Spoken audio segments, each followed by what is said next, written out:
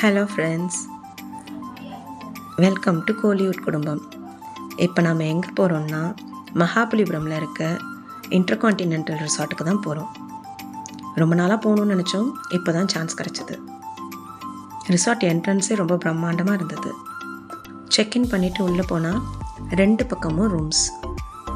இந்த சைட் ஃபுல்லாக க்ரீனரியா, அந்த சைட் ஃபுல்லாக லேக் செட்டப் மாதிரி பண்ணி வச்சுருந்தாங்க. பார்க்கவே ரொம்ப அழகாக இருந்தது, ரொம்ப பீஸ்ஃபுல்லாக. நாங்கள் போனப்போ நல்ல வெயில், பட் இருந்தாலுமே அந்த ஆம்பியன்ஸ் ரொம்ப நல்லா இருந்தது.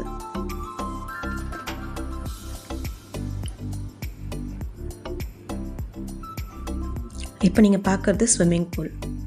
இது ஃபீட் எவ்வளோன்னு பார்த்தீங்கன்னா ஜஸ்ட் 4 ஃபீட் தாங்க. ஸ்விம்மிங் தெரியாதவங்க கூட நல்லா சில் அவுட் பண்ணலாம். இதுதான் அங்கே ஸ்டே பண்ணியிருந்த ரூம் நல்லா ஸ்பேஷியஸாக பக்கா செட்டப்போடு இருந்ததுங்க.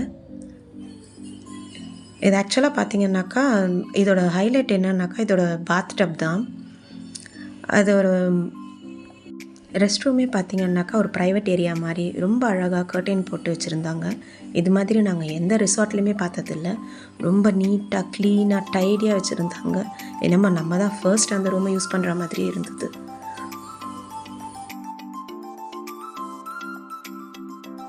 இங்கே டாய்லெட் தனியாக, பாத்ரூம் தனியாக கொடுத்துருக்காங்க. இதுதான் பீச்சுக்கு போகிற பாத்வே.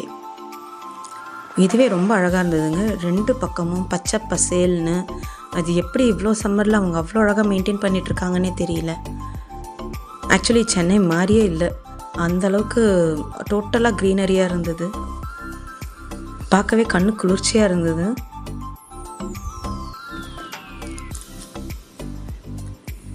இது கிட்டத்தட்ட ஒரு 200 மீட்டர்ஸ் இருக்கும்.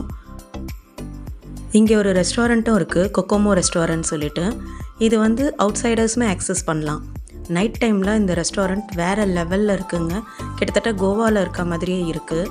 அந்த செட்டப்லாம் பார்த்திங்கன்னா அந்த ஹட் போட்டிருக்கிறது, அண்ட் தென் அந்த க்ளீனாக இருக்க பீச் அவங்க மெயின்டைன் பண்ணுறது, க்ளீன் பண்ணிகிட்டே இருக்காங்கங்க.